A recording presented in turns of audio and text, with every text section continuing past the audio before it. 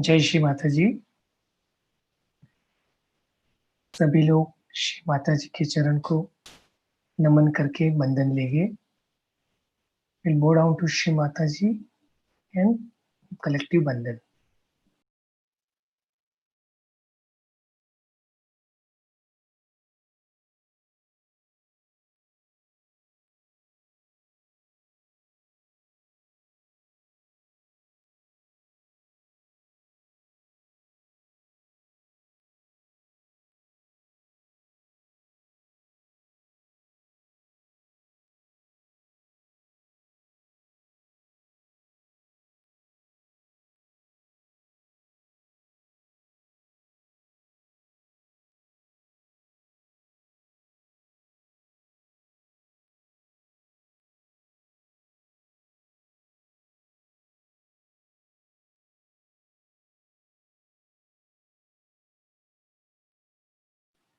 श्री महामंत्र गणेश मंत्र।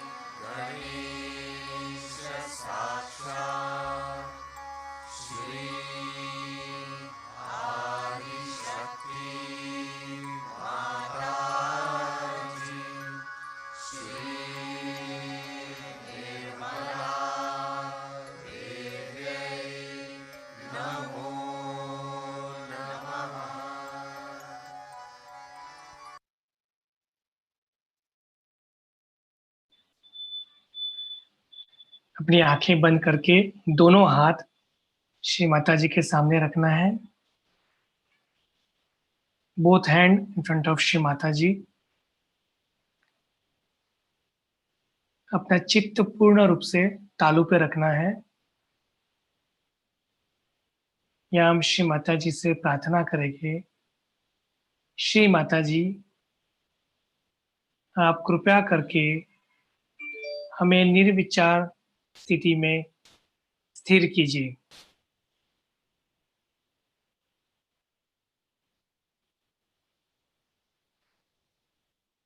Please keep us in thoughtless awareness.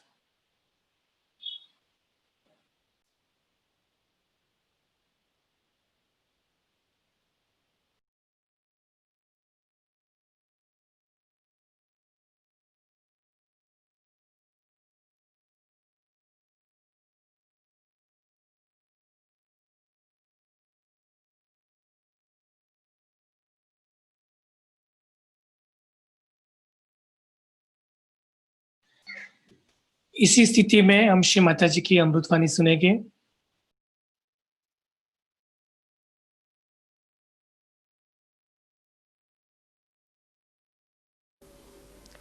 I've seen now people have different attachments, subtler ones, like attached to their own children. I've seen people. Once the children are born to Sahajogis, then the whole world becomes their children. You spoil them, you spoil yourself. You are just their trustees. But to you, it becomes a very big thing that you have produced a child. Anybody can produce, even a dog produces a child. What is so great? I mean, the beach. That's a funny word to say. So to create a child is not something great, but that you have a child in charge of you, which has to work for God. You are just in charge. But to identify that this child is great, he's a very big realized soul and all that, you see, will blast your head completely, because it is subtler blasting. It's like hydrogen bomb. Ordinary bombs can destroy part of it, but these subtler bombs are even worse. And that will spoil the child, that will spoil also you very much in your ascent. So what you have to do is to see that if you have a child, all right, you are just in charge. As you are in charge of all the children of Sahajogis, not of your own. Be generous. Udara charitanam vasudhaiva kutumbakam. The person who is a generous person, for him the whole world is his family. So expand yourself. This is my family, this is my wife. How can I live without my wife or my husband, my child, This will not help you. This will tie you down completely. This is a very subtler thing you start, because now you are sitting back. First you gave up your family, gave up your children, gave up everything, came to this extreme. Now you are going back. For Indians, they understand that they are already too much in it. So they know that to detach yourself from your children is very important, because they are already in it. They are too much attached to their children.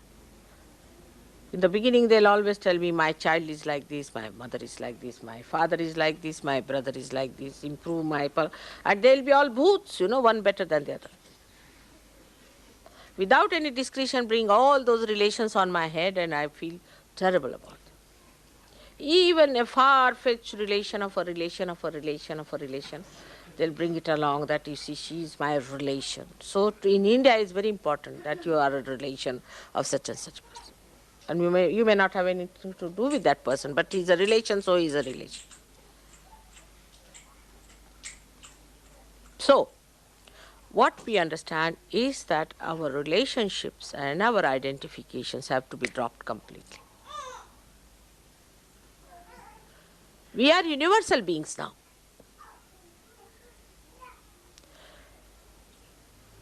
So your child is a source of joy. Every child should be the source of joy. Every child should be. Bachelors that way are better, or the ones who are not yet married. They can enjoy everybody's child nicely. But when you are not a mother and a father, if you are enjoying, what is so creditable? When you become the parents and then you enjoy other children as much as you enjoy your child, then your generosity has started. So the generosity of loving others, the generosity through compassion. Compassion doesn't mean that you should pity someone, but compassion means the sharing of personality, sharing of love personality. And that is where we miss the point. That compassion means if somebody has to be helped. Sahaja Yoga compassion is not that. Sahaja Yoga compassion is its sharing. Now the fourth thing you have to remember. What I have told you earlier, first is the forgiveness. First, according to me, first is forgiveness. Second is, you can call it the compassion or the detachment leading to compassion. So you can call it this first one as the forgiveness, detachment, and thirdly, the compassion. These are the wheels of your chariot which moves you. These are the wheels you should remember. Now,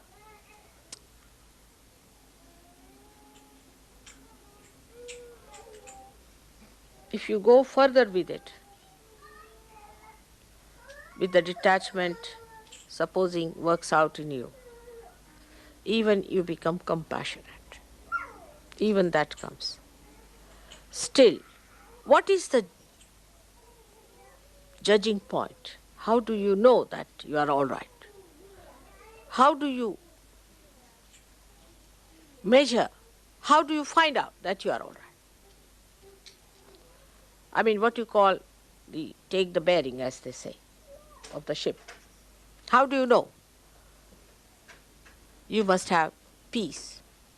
You should be a peaceful person.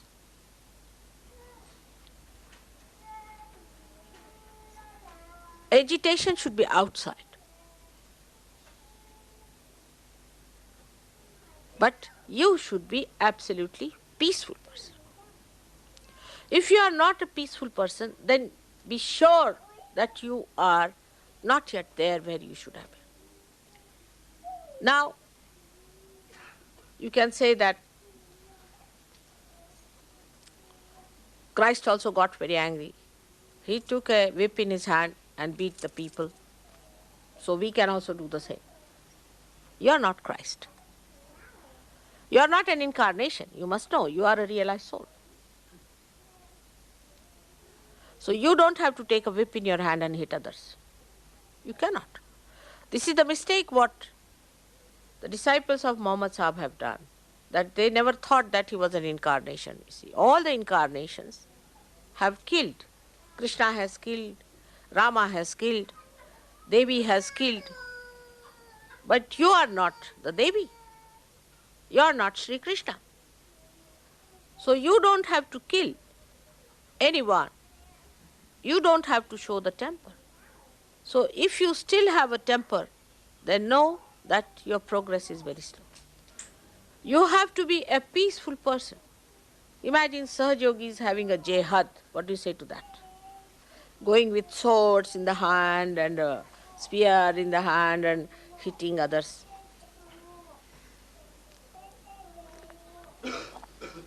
This point I want to make very clear, because when I am there, of course, I am going to tell you everyone. But when I am not there, I don't want you to take in your hands the swords and things and fight.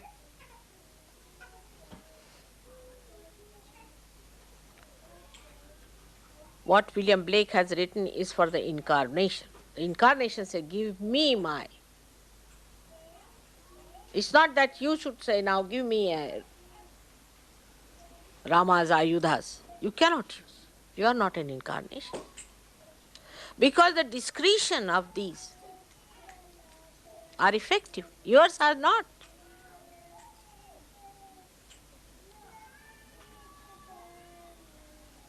So you are not to take any weapon into your hand, or even anger doesn't behove as a yogi at any point, unless and until I tell you to be angry. So this is the criteria, that you have to be a peaceful person, not aggressive person. Now different people have different type of aggressiveness. For example, men don't discuss, you see, they just slap you, finished. They don't argue. They don't like to argue. At a point they'll go and they'll just hit you out and finished.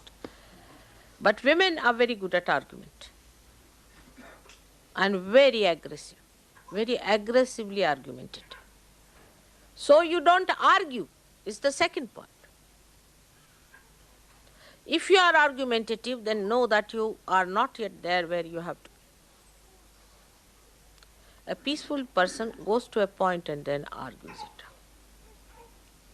If you are argumentative, then your progress is not all right.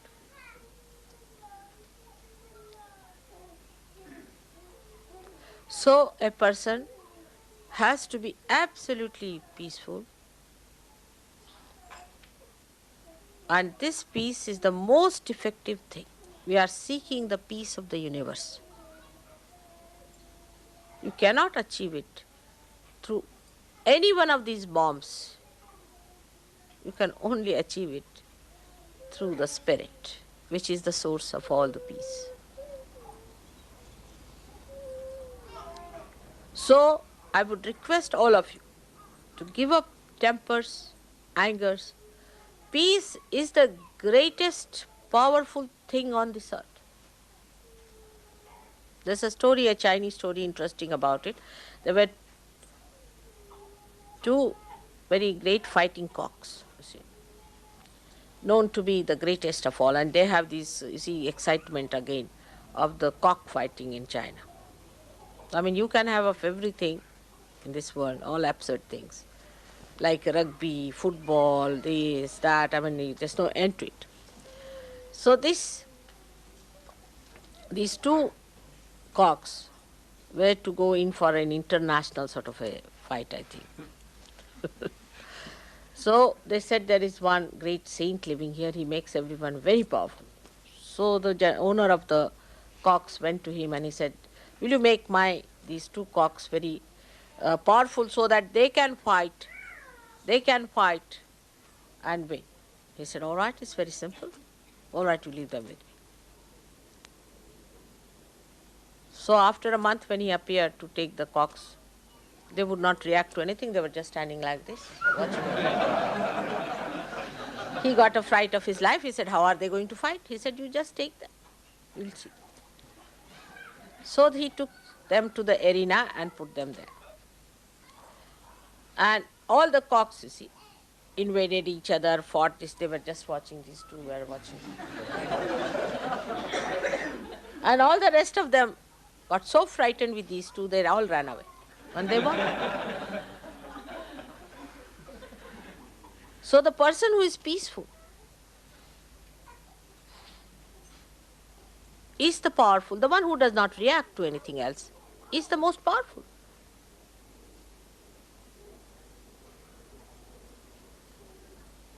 So one has to understand that peace is the criteria to know that you are absolutely at that point where you have to be.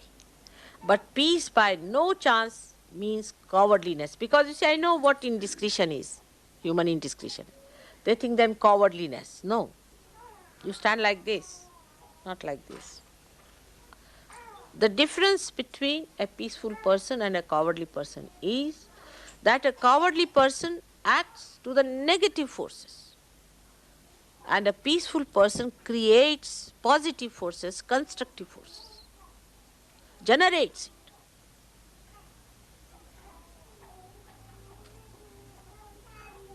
So you are not to be cowardly, but you have to be peaceful.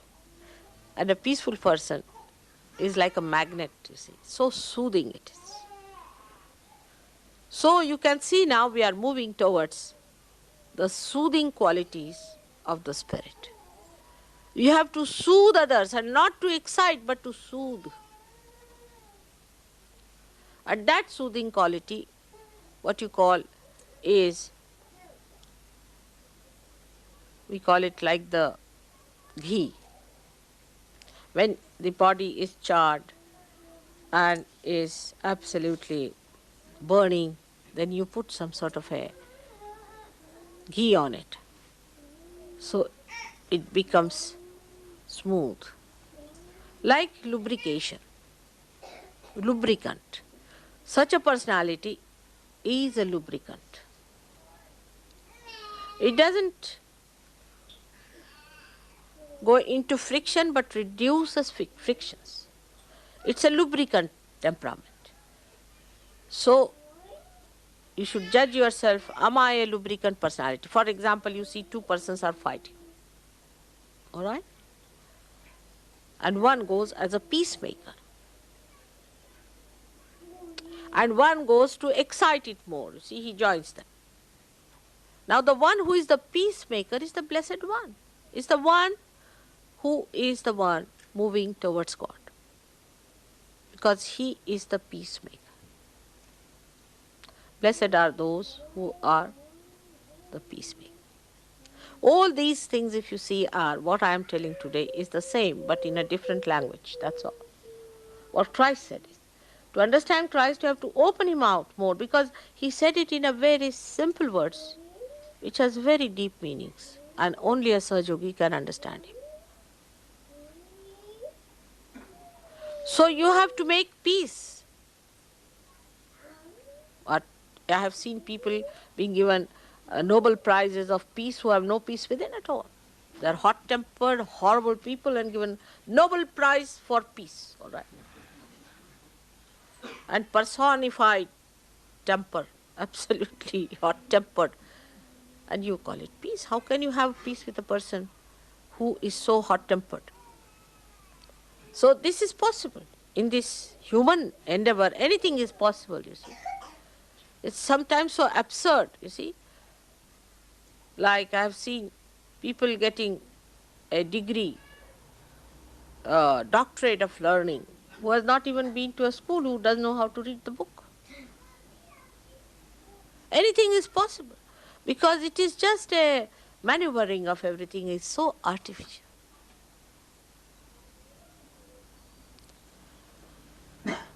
So the lubrication of your love, the love. So the love that you enjoy is not what is bestowed upon you, but what you bestow upon others. The idea of love is also funny. It's just the opposite of what you have seen so far. They'll write, I love you, all right? And the second sentence will be, I want to divorce you. And the modern fashion is like that. I love you, I want to divorce you because I love you too much.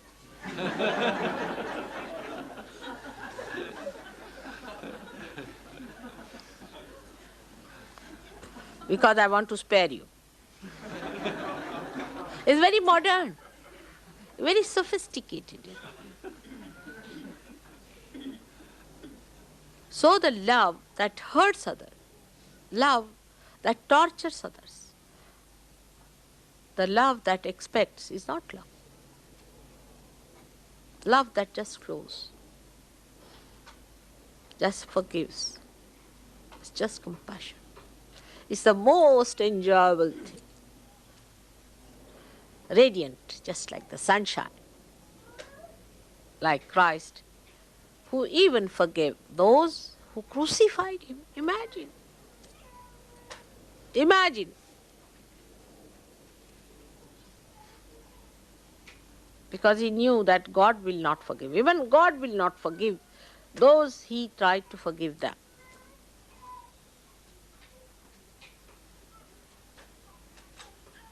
But we, those who call themselves Christians, those who are supposed to be Christians, are just the opposite of Christ. Just the opposite in every way, if you see.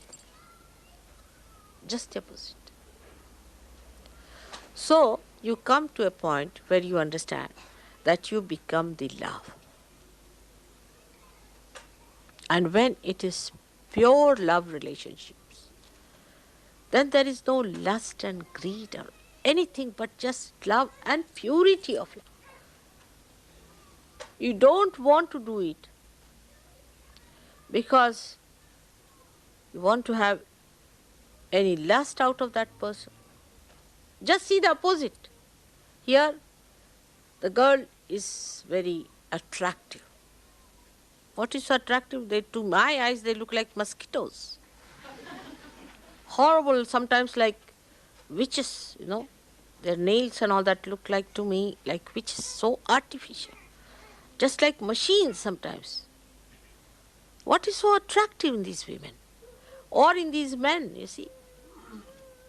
They look like skulls to me sometimes, and sometimes like Frankenstein. I don't know what they look like. Horrible. The way they walk, the way they try to impress. Nothing but fear comes out of them.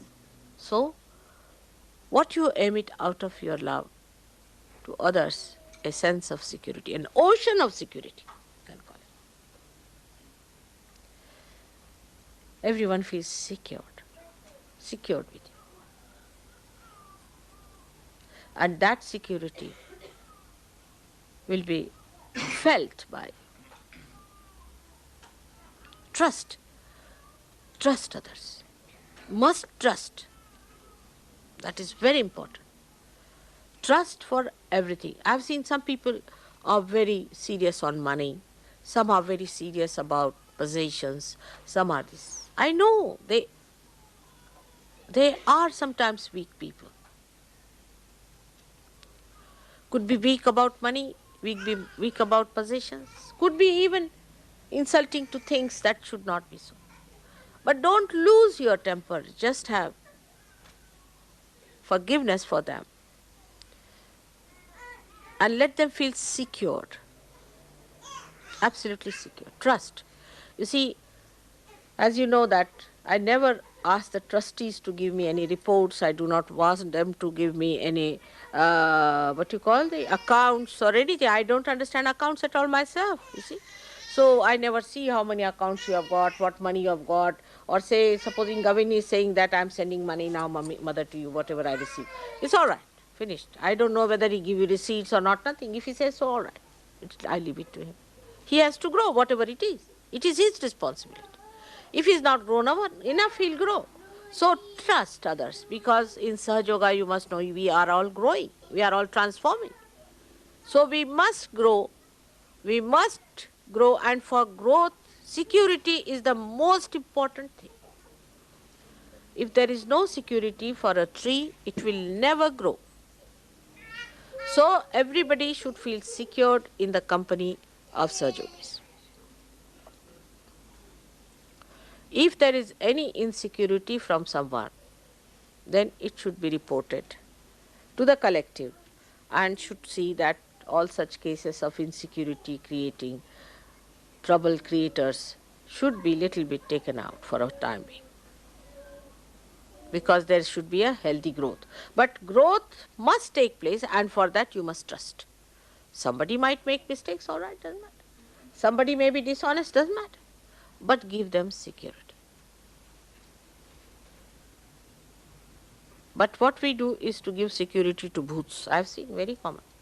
People will have only interest in the bhutish people. They will trust a bhutish people than to trust a person who is little dishonest. Doesn't matter.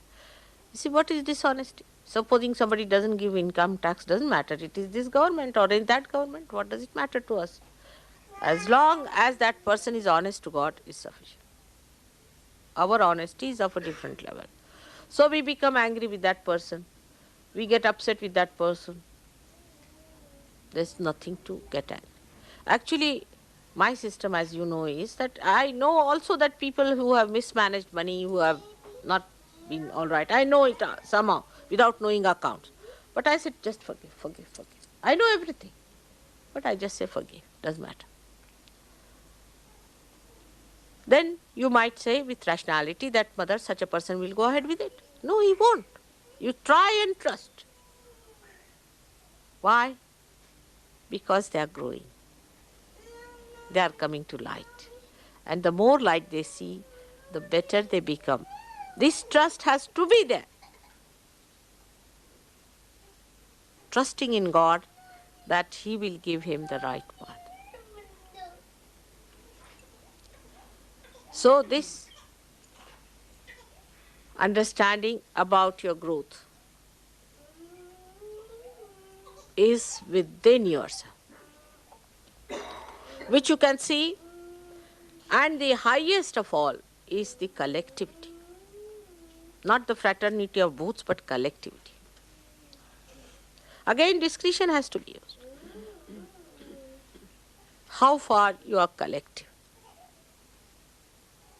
If a person thinks he is a very great person and he can correct everyone and he can punish everyone and do as he likes, then he is not collective.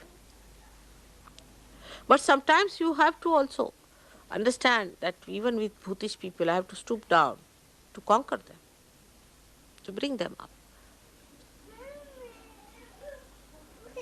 Don't become like them. Try to elevate them than to go down to their level. And if you can manage that, then you have achieved what you wanted to do through your collectivity. And a person has to be collective. If he is not collective, then one must know that there's something definitely wrong with that person.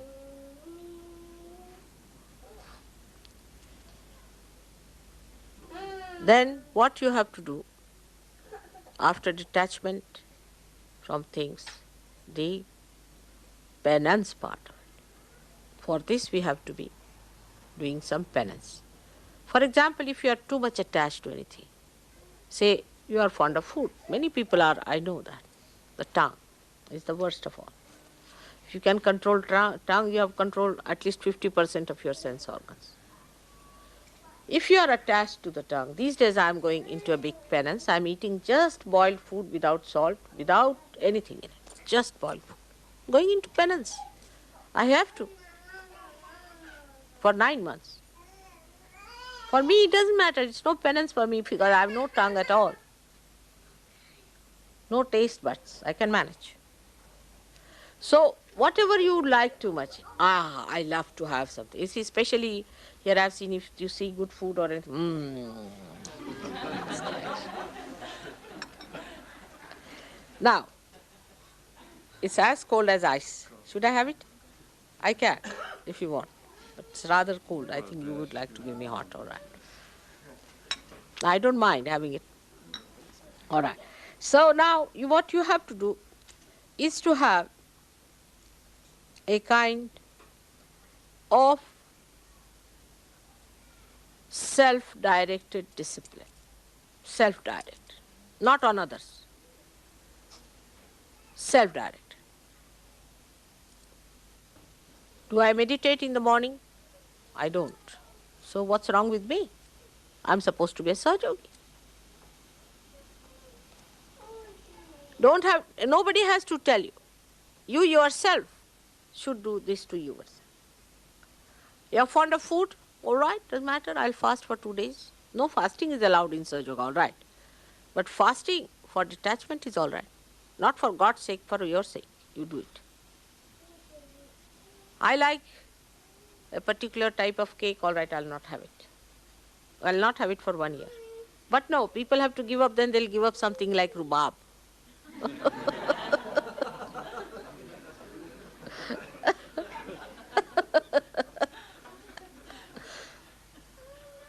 So one should not be cunning about it. You should not be cunning with yourself. So what you have to do is to see that Where does this mind go? What is the attraction? I mean, even now I find some people are like Romeo Juliet, still living in that area of Romeo Julietness. Get out of it. Nonsense.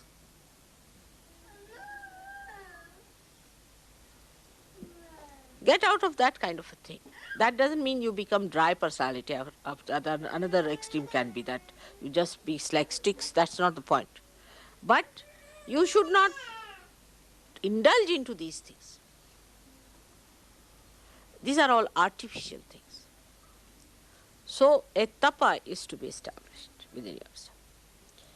Self-discipline. Now those who talk too much should stop talking. Absolutely mauna is the ilaj. Mauna is the treatment for such people. Just don't talk. Those who do not talk, most of the English men don't talk, women talk too much. It's a fact. I've seen on any interview, you see the woman will talk first. This constable lady died, her mother was talking in India, her mother would not be in a position to talk, the father was sitting quiet. So just can't imagine, in India supposing a child dies like that, you see the mother would be absolutely sobbing in a mess, she won't be talking. Here the woman was talking, we were so surprised. You see the women talk too much. Men just don't talk, they are not supposed to talk, I think. They just keep quiet. At the most they might be slapping, I don't know what they do. So what we have to do is to teach ourselves that if our tongue talks too much, then we better keep quiet. If we do not talk, we better talk. We should teach ourselves how to talk. Now go and talk to the sea, go and talk to some tree, go and talk to someone like that. Or best is to talk to me, to my photograph. So that's how you achieve a kind of a control over your tongue. To talk sweetly. Some people have to go through penance for that. For them to talk sweetly is like taking rhubarb again. They just can't talk sweetly. Just can't. Sarcasm. You see, that in that sarcasm they have a special pleasure. Try to say something sweet. You can be humorous without being sarcastic. Humor is the best way. What is the need to be sarcastic? There's no need at all. It's a sign of cowardliness, I think, sarcasm. It's a sign that you want to hurt others, but you are not straightforward. So try to avoid sarcastic talking. If you are sarcastic, better tell your tongue to behave itself. So little disciplining towards yourself, punishment, what you call, or the tapa, the penance has to work out. Now people have so many ways of seeing things. Some men want to see women all the time. Some women want to see men all the time, or clothes, or anything. Now the difference is that when you see something, it reacts. The difference between my looking at anything is that reacts. When I look at you, your kundalini reacts. When I look at this, it gets vibrated. Kataksha, kataksha. Every eye, kataksha, every glance makes the thing react, and nirikshana means I know what it is. I know what. Just looking at a person, I know what it is. Looking at a thing, I know what it is. Nirikshana. But the whole thing is in the memory there, you see. Like we were going and they said, we have only black stones. I said, no, you have red also. He said, where do you know? So I told them exact spot where to get the red stones. He said, how do you know that? I said, we passed that way about 8 days back and I know there are red stones. So everything I see gets vibrated, and also I note what is there and is already there to be used at a proper time. But what do I do? What do I do? I do nothing. I do nothing. I don't think, I don't plan, Everything that you do, I don't do.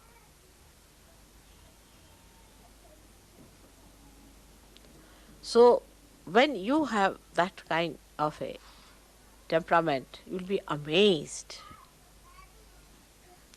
the amount of dynamism that will work it out. You don't have to create a dynamo, it's inside you. Let it work it out. Today I had told Gavin that I won't have so much of a puja, but I'll talk. Because puja is all right, it talks for itself and this thing.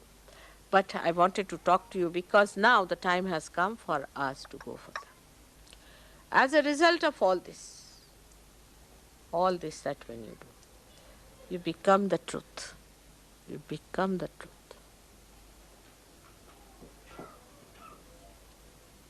So in every chakra, if you concentrate and use the chakra to detach yourself from the particular quality of that chakra, like now for example the Nabhi chakra does the digestion.